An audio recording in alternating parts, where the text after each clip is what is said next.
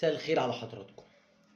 مليون مبروك لأول للنادي الأهلي فوز امبارح. هنتكلم دلوقتي عن المستوى وعن وسام أبو علي، ربنا يحميه ويحرسه يا رب.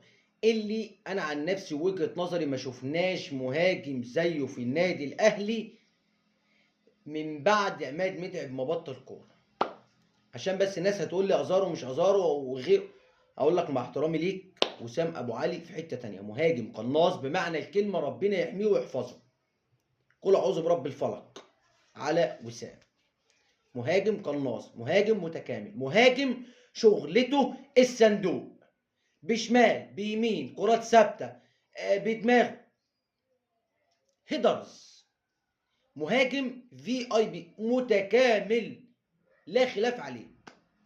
ولكن يا جماعه اللي انا عايز اتكلم فيه هنا دلوقتي اهم حاجه، عشان محدش يقول لي انت بيراميدز كسب امبارح وكسب بجون مروان حمدي عشان كده بتتكلم عليه، لا خالص على الاطلاق.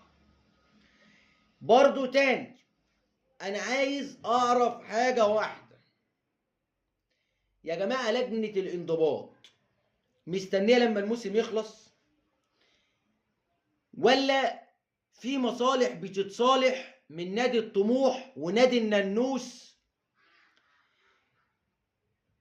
مفيش حتى تسريب خبر، مش هنقول في عقوبة مثلا اتطبقت، مفيش تسريب خبر ان حتى خلاص هنحسم الجدل في موضوع العقوبات، خلاص هننفذ العقوبات. لا عقوبات على مروان حمدي بالصوت والصورة سب جمهور النادي الاهلي، لا عقوبات على محمود عبد العاطي دونجا، لا عقوبات على الشيبي بسبب نزوله وهو موقوف عشان مطرود في مباراة نادي الزمالك لما الجماهير قعدت تناديله، لا عقوبات لنادي الزمالك من مباراة المصري، لا عقوبات لجوميز، لا مفيش عقوبات يا جماعة، ولا لائحة بتطبق غير على النادي الأهلي. قسما بدين الله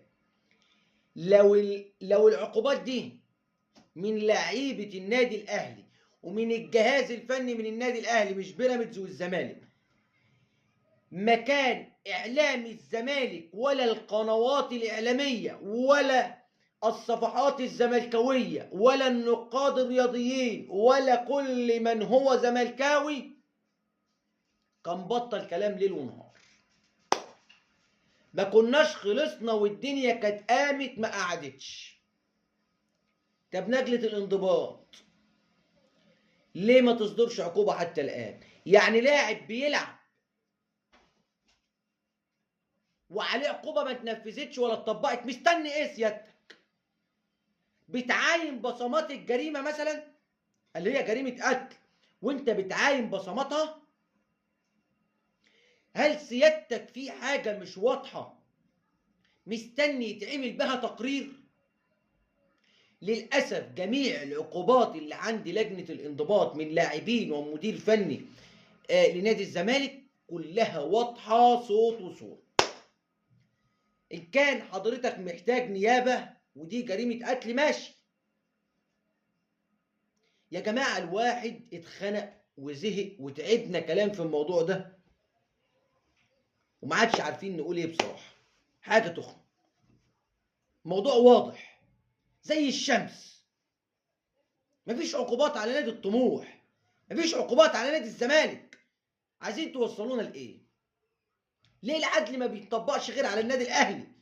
عشان ما يجيش واحد زملكاوي يقول لي والله العظيم اقسم بالله لو نادي الاهلي اللي عليه العقوبات دي تاني لكانت الدنيا قامت ما قعدت.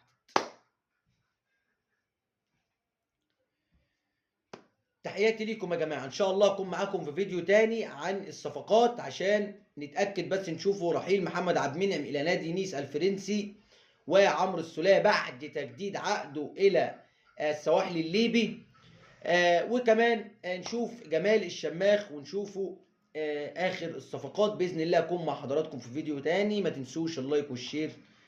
تحياتي ليكم.